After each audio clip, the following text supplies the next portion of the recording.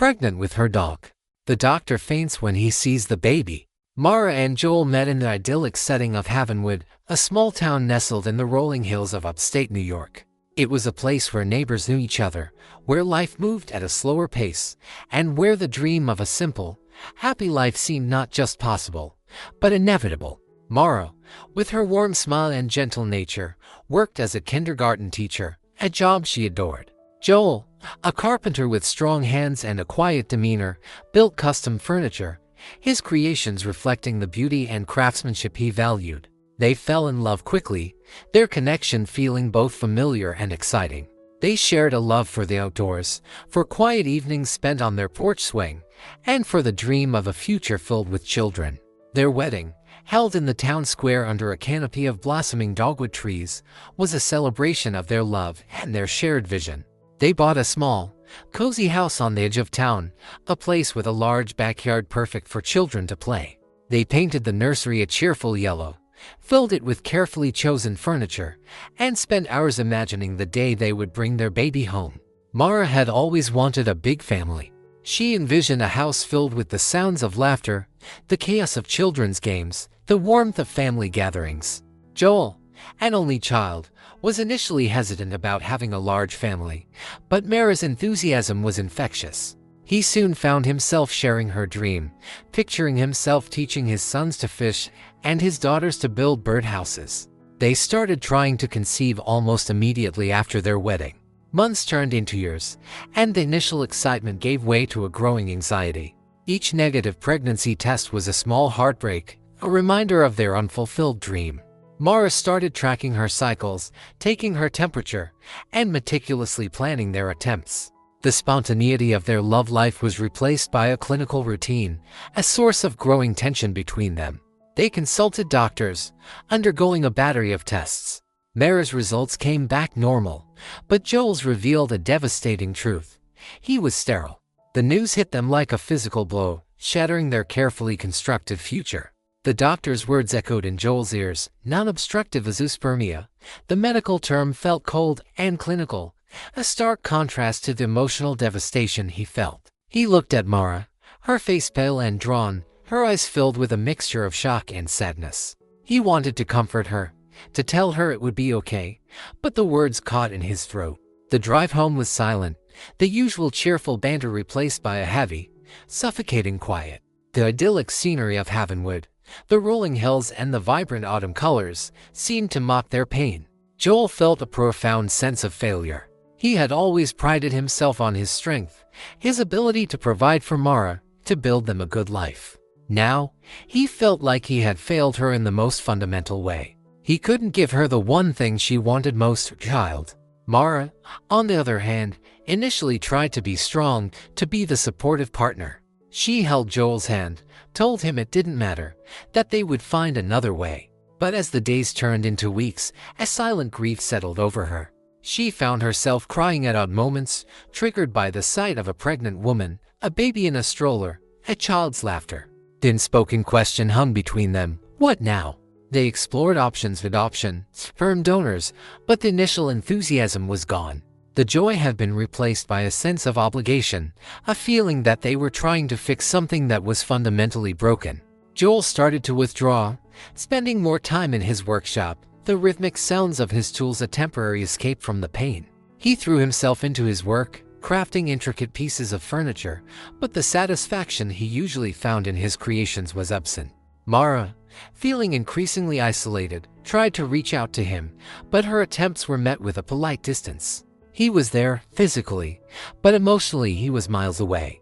The easy intimacy they had once shared had vanished, replaced by a strained formality. Their conversations became shorter, more superficial. They avoided talking about the future, about children, about anything that touched on their shared grief. The nursery, once a symbol of hope, remained untouched, a constant reminder of their unfulfilled dream. The diagnosis had not only shattered their hopes for a biological child, it had also created a chasm between them, a silent rift that seemed to widen with each passing day. The love was still there, buried beneath layers of pain and disappointment, but it was becoming increasingly difficult to reach. One rainy afternoon, a few months after Joel's diagnosis, Mara was driving home from school when she saw him, the large, black dog huddled under a bush, shivering and soaked to the bone.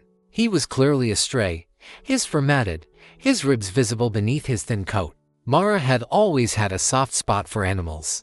She couldn't bear the thought of leaving the dog out in the cold, so she pulled over, her heart aching with compassion. "Hey there, fella," she said softly, approaching the bush cautiously. "Are you lost?" The dog looked up at her, his eyes, a startling amber color, filled with a mixture of fear and intelligence. He didn't bark or growl, just watched her intently. Mara extended her hand slowly, and the dog, after a moment's hesitation, tentatively licked her fingers. It was a gesture of trust that melted Mara's heart. She coaxed him out from under the bush, and he followed her willingly to her car. He was surprisingly docile, allowing her to help him into the back seat. She drove him home, her mind racing. She couldn't keep him, of course. Joel wasn't a dog person, and their lives were already complicated enough. She would take him to the local animal shelter in the morning. But when she arrived home, she couldn't bring herself to leave him in the car. She led him inside, the dog following her obediently. He seemed to understand, instinctively, that he was safe. She gave him a warm bath, his matted fur revealing sleek, black skin underneath. She fed him, and he ate ravenously, as if he hadn't eaten in days. As he ate, she examined him more closely. He was a beautiful dog, despite his rough condition. He had a noble head, a strong build, and those intelligent, amber eyes that seemed to look right through her. She decided to call him Bro, a simple, strong name that seemed to suit him. That night, Bro slept at the foot of Mara's bed. He didn't whine or bark, just lay there quietly, his presence a strange comfort to Mara. She found herself talking to him, pouring out her heart, sharing her sadness and her loneliness. Bro listened patiently, his head cocked, his eyes fixed on her face. It was the first time in months that Mara had felt a sense of connection, a feeling of being understood. It was a connection she desperately craved, a connection she was no longer finding with Joel. And, strangely, she found it in the eyes of a stray dog. The bond formed quickly, intensely, filling a void in Mara's heart that she hadn't even realized was so vast. Joel's reaction to Bro was, predictably, less than enthusiastic. He came home from his workshop that evening to find Mara and the dog curled up on the sofa, Mara stroking Bro's fur, the dog gazing at her with what Joel could only describe as adoration. "What's this?" he asked, his voice flat. "He's a stray," Mara explained, her voice a little too bright. "I found him in the rain. I couldn't just leave him." Joel looked at the dog, at its size, its dark fur, its intense gaze. He didn't like it. He didn't like the way it looked at Mara, the way it seemed to have already taken his place. "We can't keep him, Mara," he said, trying to keep his voice reasonable. "We're not dog people. And we have enough going on." Mara's face fell. "I know," she said softly. "I was going to take him to the shelter tomorrow." But tomorrow came and went, and Bro remained. Mara kept finding excuses to postpone the trip to the shelter. She said she wanted to make sure he was healthy, that she wanted to try to find his owners, that she just needed a little more time with him. Joel knew she was lying, to herself as much as to him. He saw the way she looked at the dog, the way she talked to him, the way she seemed to find solace in his presence. He felt a pang of jealousy, a sharp and familiar emotion that surprised him. He tried to talk to Mara about it, but she brushed off his concerns. "He's just a dog, Joel," she said. "He's not replacing you." But he felt like he was being replaced. The emotional distance between them, already significant, widened further. Bro had become a barrier, a physical and emotional obstacle to their reconciliation.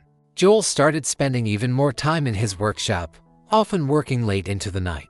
He found himself avoiding going home, dreading the sight of Mara and the dog together, the silent accusation in their eyes. He knew he was being irrational, that Mara's attachment to Bro was a symptom of their deeper problems, not the cause. But he couldn't help feeling resentful, both towards the dog and towards Mara. Their conversations became even more strained, their interactions perfunctory. They were living in the same house, but they were living separate lives. The dream of family, the dream of a happy future, seemed to have vanished completely. replaced by a cold, empty silence. The dog, silent and watchful, was a constant reminder of everything they had lost. The breaking point came on a cold November evening. Joel had been working late in his workshop, trying to lose himself in the rhythm of his work, to escape the growing tension in the house. When he finally came inside, he found Mara sitting on the floor talking to Bro in a low, murmuring voice. The dog was lying with his head in Mara's lap, his eyes closed, seemingly listening intently to her words. Mara was stroking his fur, her face illuminated by the soft glow of the fireplace. It was a scene of intimate connection, a scene that excluded Joel completely. Something inside Joel snapped. He felt a surge of anger, of resentment, of a deep and bearable loneliness. "Mara, this is ridiculous," he said, his voice harsher than he intended. "You're talking to a dog like he's a person. You're spending more time with him than you are with me." Mara looked up, startled. "He listens to me, Joel," she said, her voice defensive. "He understands." "He's a dog, Mara," Joel exclaimed. "He doesn't understand anything. He's just an animal." "He's more than that," Mara said, her voice rising. "He's my friend. He's the only one who seems to care." The words stung, cutting Joel to the core. He knew they were spoken out of pain, out of loneliness, but they still hurt. "So, I don't care?" he asked, his voice trembling. Mara didn't answer. She just looked at him, her eyes filled with a sadness that mirrored his own. In that moment, Joel knew it was over. He couldn't compete with a dog, with a fantasy, with a grief that had taken over Mara's life. "I can't do this anymore, Mara," he said, his voice barely a whisper. "I can't live like this." He went upstairs, packed the bag, his movements mechanical, his mind numb. He didn't know where he was going. He just knew he had to leave. Mara didn't try to stop him. She just sat there, on the floor, with Bro by her side, watching him go. The silence in the house was deafening, broken only by the crackling of the fire and the soft, rhythmic breathing of the dog. As Joel walked out the door, he felt a profound sense of loss, of failure, of a future that had slipped through his fingers. He had lost his wife, his dream, his home, and he had lost it, in part, to a stray dog. A few weeks after Joel left, Mara discovered she was pregnant. The news was a shock, a bolt from the blue that left her reeling.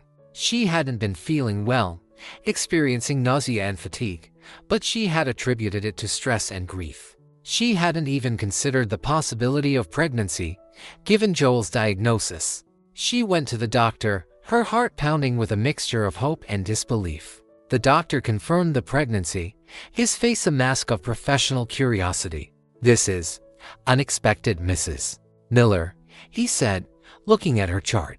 "Given your husband's medical history." Mara couldn't explain it. She didn't even try. She simply said, "It's a miracle." The doctor, a man of science, didn't argue. He simply scheduled a follow-up appointment and advised Mara to take prenatal vitamins. Mara left the doctor's office in a daze. She was pregnant. Against all odds, against all medical logic, she was carrying a child. She wanted to call Joel, to share the news, but she hesitated. He had made it clear that he was done, that he couldn't handle the situation. And she couldn't blame him.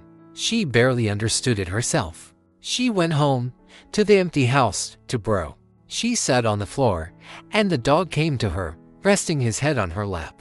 She stroked his fur, tears streaming down her face. "It's a miracle, Bro," she whispered. "A miracle." The dog looked up at her, his amber eyes filled with that strange, unsettling intelligence. He licked her tears, a gesture of comfort that both soothed and disturbed her. She decided to keep the news to herself, for now. She needed time to process it, to understand what it meant. She knew people would talk, would speculate, would whisper behind her back. But she didn't care. This pregnancy, this impossible child, was hers.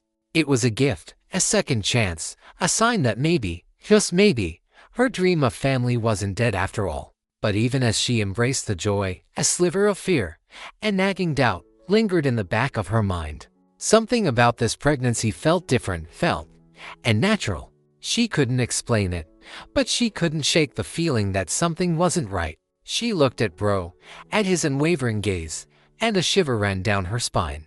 She pushed the thought away, dismissing it as irrational fear. It was a miracle, she told herself. A miracle. And she would cherish it, no matter what. Joel, living in a small, rented room on the other side of town, tried to move on with his life. He focused on his work, finding solace in the familiar routine of creating. But he couldn't escape the thoughts of Mara, the memories of their shared dream, the pain of their broken marriage. One evening, he received a phone call. It was a mutual friend, Sarah, a different Sarah, not Mara's sister. "Joel, have you heard?" she asked, her voice hesitant. "About Mara." "Heard what?" Joel asked, his heart pounding. "She's pregnant," Sarah said. "She's telling everyone it's a miracle." Joel was stunned. He felt a rush of emotions, a disbelief, anger, confusion. It was impossible. He was sterile. That's not possible," he stammered. "I know," Sarah said. "That's what everyone's saying. But she's definitely pregnant, Joel. I saw her myself." Joel hung up the phone, his mind racing. He couldn't make sense of it. Had Mara been unfaithful? Was she delusional? Or was something else, something even more inexplicable, going on? He decided he had to see her, to talk to her, to get some answers.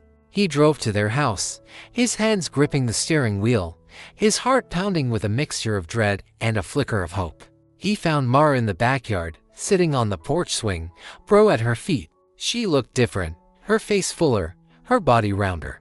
The pregnancy was undeniable. "Mara," he said, his voice hoarse. "What's going on?" Mara looked up, her eyes filled with a mixture of defiance and sadness. "I'm pregnant, Joel," she said. "It's a miracle." "A miracle?" Joel scoffed. "Mara, I'm sterile. We both know that." "I know," she said. "But it happened. I don't know how, but it happened." Joel looked at her unwavering gaze, at the dog sitting protectively by her side. He wanted to believe her, to believe in the miracle, but he couldn't. Something felt wrong, deeply wrong. He started to research, spending hours online, searching for any possible explanation. He looked up false infertility diagnoses, miracle pregnancies, anything that could shed light on the situation. He found nothing that fit. He talked to his doctor, who confirmed that his diagnosis was definitive. There was virtually no chance of him fathering a child. The more he researched, the more his doubts grew. He started to suspect that Mara was lying, that she had been with someone else. But even that explanation didn't feel right. There was something else, something he couldn't quite grasp, that was lurking beneath the surface. He looked at Bro, at the dog's intense gaze, and a chilling thought crossed his mind. It was a ridiculous thought, an impossible thought, but he couldn't shake it. He started to wonder if the dog had something to do with this, if there was something unnatural, something sinister, about Mara's pregnancy. As Mara's pregnancy progressed, Bro's behavior became increasingly protective. He never left her side, following her from room to room, sleeping at the foot of her bed, guarding her with an almost unsettling intensity. He growled at anyone who approached her, even familiar faces like Sarah, Mara's friend. He seemed to sense their skepticism, their unspoken questions, and he resented their intrusion. Joel, who visited Mara occasionally, trying to make sense of the situation, became the primary target of Bro's aggression. The dog would stand between them, his body tense, his eyes fixed on Joel, a low growl rumbling in his chest. "He doesn't like me," Joel said to Mara one day, his voice filled with a mixture of frustration and fear. "He's just protective," Mara said, stroking Bro's fur. "He knows I'm vulnerable." "Vulnerable?" Joel scoffed. "Mara, he's a dog. He's not protecting you from anything." But Mara wouldn't listen. She seemed to have developed a blind faith in Bro, an almost mystical belief in his ability to protect her and her unborn child. Joel tried to reason with her, to convince her to see a different doctor, to get a second opinion, to at least consider the possibility that something wasn't right. But she refused. "This is my baby, Joel," she said, her voice firm. "And I'm going to protect it, no matter what." Joel noticed other changes in Mara. She started eating strange things, craving raw meat, refusing to eat cooked food. She would spend hours in the backyard, talking to Bro in a low, murmuring voice, a language that Joel couldn't understand. One evening, Joel witnessed something that truly unnerved him. He saw Mara standing in the backyard, under the full moon, howling at the sky. Bro, standing beside her, responded with a howl of his own, their voices blending together in an eerie and settling harmony. Joel felt a chill run down his spine. This wasn't normal. This wasn't rational. This was something else entirely. He tried to talk to Mara about it the next day, but she dismissed his concerns, claiming she was just connecting with nature. She accused him of being paranoid, of not trusting her, of not believing in the miracle. The incident solidified Joel's growing fear. He was convinced that something unnatural was happening, that Mara was in danger, and that Bro was somehow involved. He felt increasingly helpless, unable to reach Mara, unable to protect her from whatever was happening. One of the biggest points of contention between Mara and Joel was Mara's refusal to have an ultrasound.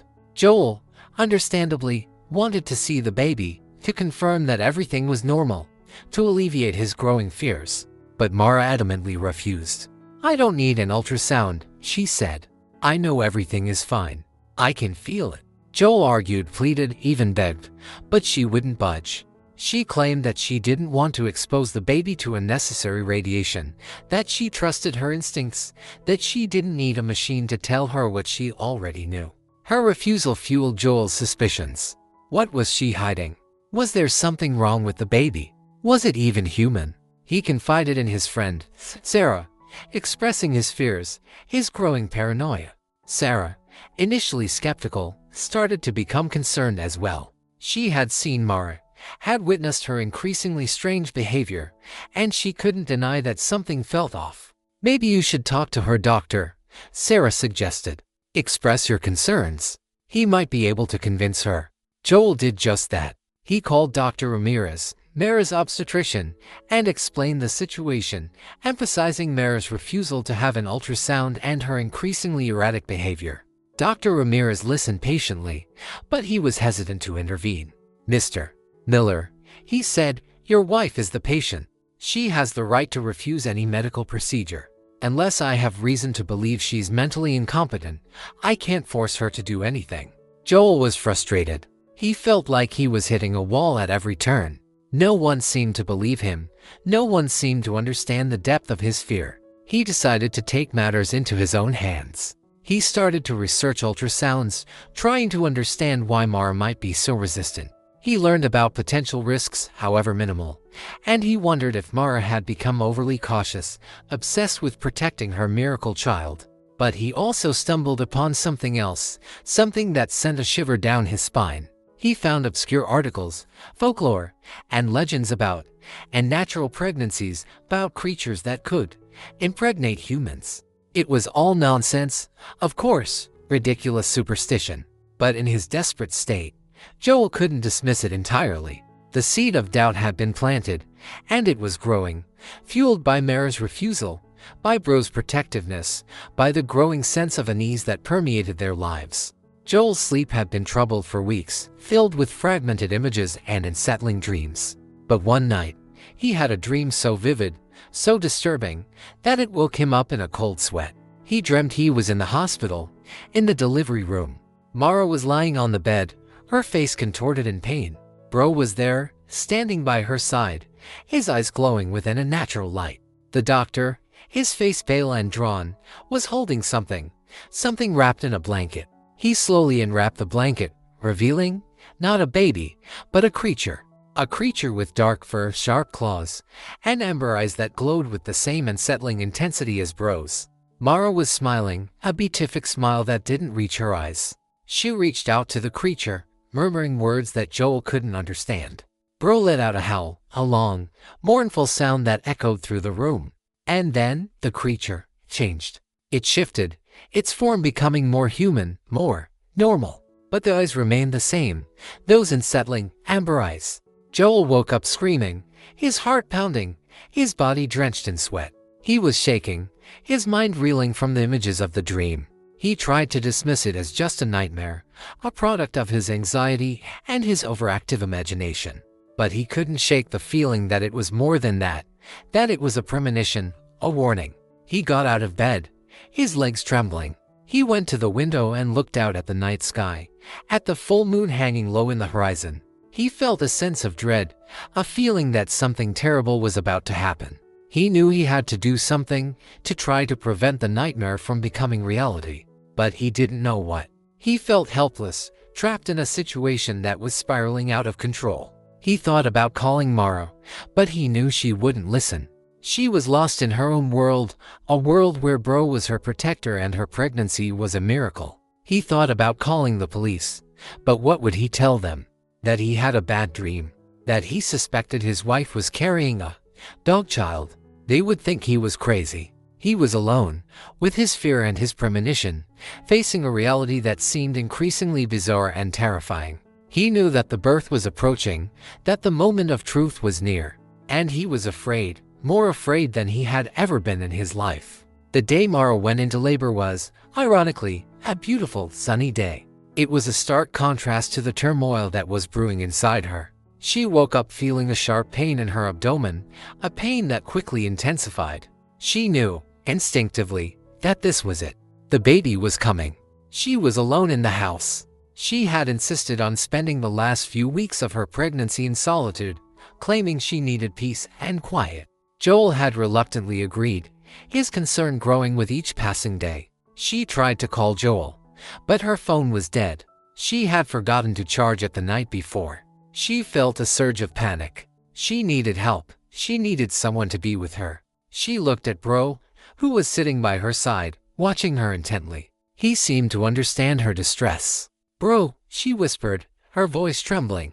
"Help me." The dog whined, nuzzling her hand. He seemed to be trying to comfort her, to reassure her. The pain intensified, becoming almost unbearable. Mara cried out, a primal scream that echoed through the empty house.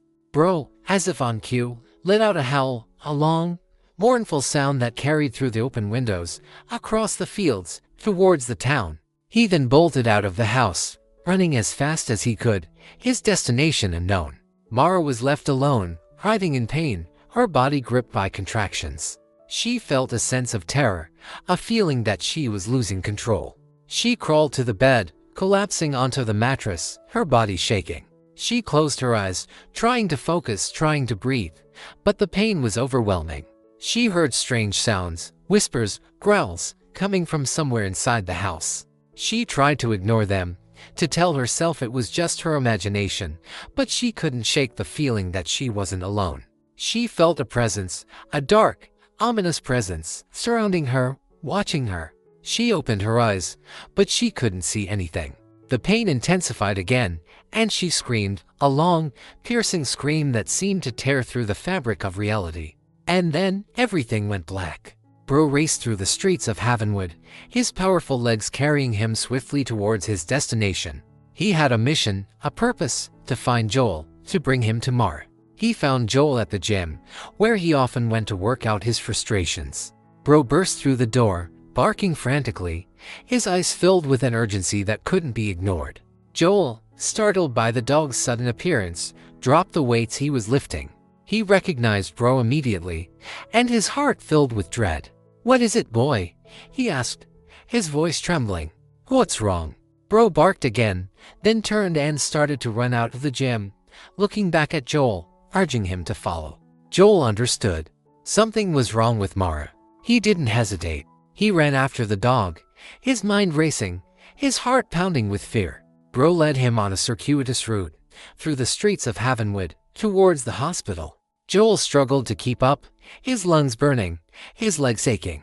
As they approached the hospital, Joel heard a sound, a faint, distant howl that seemed to echo through the air. It was a sound he had heard before, a sound that sent a shiver down his spine. He knew, instinctively, that it was Mara.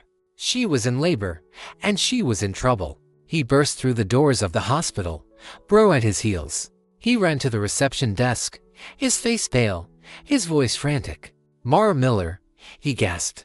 "My wife. She's in labor. I need to find her." The receptionist, startled by his appearance and the presence of the large dog, quickly checked her computer. "She's in delivery room 3, she said. "But you can't." Joel didn't wait to hear the rest. He ran down the hallway, following the signs, Bro following close behind. He found the delivery room, the door slightly ajar. He pushed it open, his heart stopping at the sight that greeted him. The scene inside the delivery room was chaotic. Dr. Leandro and Nurse Tia were attending to Mara, who was lying on the bed, her face pale and sweaty, her eyes closed. The air was thick with tension, with a sense of urgency and something else, something unsettling. Joel rushed to Mara's side, ignoring the protests of the medical staff. "Mara," he cried, "are you okay?" Mara opened her eyes, her gaze unfocused. She looked at Joel, then at Bro, who was standing by the door, watching intently. "Joel," she whispered, her voice weak. "The baby, it's coming." Just then, a cry pierced the air, the cry of a newborn baby. Dr. Leandro held up the infant, a seemingly normal, healthy baby girl. Joel felt a surge of relief, a wave of emotion that almost overwhelmed him. He had been so afraid, so convinced that something terrible was going to happen. But the baby looked normal. He reached out to touch the baby, but Dr. Leandro moved her away, his face still pale, his eyes filled with a strange mixture of relief and fear. "Wait," he said, his voice trembling. There's another one." Joel's relief evaporated, replaced by a renewed sense of dread. He looked at Mara, who was still lying on the bed, her body tense, her breathing labored. Tia, her face ashen, was assisting the doctor. She was staring at Mara's abdomen, her eyes wide with disbelief. "What's wrong?" Joel asked, his voice frantic. "What's happening?" Neither the doctor nor the nurse answered. They were focused on Mara, their movements urgent, their expressions filled with a growing horror. Joel looked at Bro, who was still standing by the door, his amber eyes fixed on Mara. The dog seemed to be waiting. The room fell silent, except for Mara's labored breathing and the frantic beeping of the monitors. The tension was palpable, suffocating. And then it happened. Mara let out another scream, a sound that was both human and animal. And the second baby was born. The second baby emerged quickly, almost violently. Tia, who was assisting Dr. Leandro, gasped and stumbled backward, her hand flying to her mouth. Dr. Leandro, a seasoned physician with decades of experience, stared at the newborn with an expression of utter shock and disbelief. He didn't reach for the baby, didn't make any move to clean it or wrap it in a blanket. He simply stood there, frozen, his eyes wide with horror. Joel, his heart pounding, pushed forward trying to see. "What is it?" he cried. "What's wrong with the baby?" He finally saw it. The newborn was different. It was small, like its twin sister, but it was covered in thick, dark fur. Its features were distorted, not quite human. And its eyes, when they opened, gleamed with an unnatural, amber light. Joel recoiled, a gasp escaping his lips. He couldn't believe what he was seeing. It was like something out of his nightmare, the creature from his dream. Dr. Leandro finally found his voice, though it was barely a whisper. I don't understand," he stammered. This is impossible." He looked at Tia, his eyes pleading for help, for an explanation. But Tia was just as shocked, just as horrified. She was staring at the baby, her body trembling. Mara, exhausted from the delivery, had fainted. She was unaware of the chaos, of the horror that had unfolded. Bro, who had been standing silently by the door, let out a low growl, a sound that seemed to vibrate through the room. He took a step towards the newborn, his eyes fixed on the creature. Dr. Leandro, regaining some of his composure, finally moved. He reached for a blanket, his hands shaking, and carefully wrapped the baby, concealing its unnatural features. We need to run some tests," he said, his voice still trembling. "We need to understand what's happening." He looked at Joel, his eyes filled with a mixture of fear and pity. "Mr. Miller," he said, I don't know what to tell you." Joel stared at the wrapped bundle, at the tiny, fur-covered creature that was supposedly his child. He felt a wave of nausea, of revulsion, of a deep, primal fear. He looked at Bro, at the dog's unwavering gaze, and a terrible thought crossed his mind. He remembered the howls, the strange connection between Mara and the dog, the refusal to have an ultrasound. He couldn't voice the thought, couldn't bring himself to believe it. It was too monstrous, too impossible. But the image of the baby, of its fur, its eyes, its unnaturalness, was burned into his mind. He knew, with a certainty that chilled him to the bone, that his life, Mara's life, and the lives of their children, would never be the same. The hours that followed were a blur of confusion, fear, and whispered conversations. Dr. Leandro, still visibly shaken, ordered a battery of tests on both babies. The first, the seemingly normal girl, was healthy and thriving.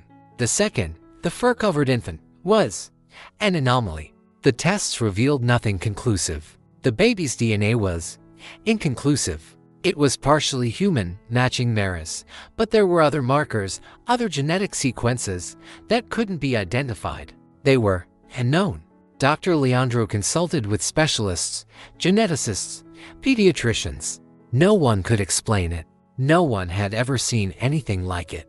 Mara remained unconscious for several hours. When she finally woke up, she was weak and disoriented. She asked to see her babies.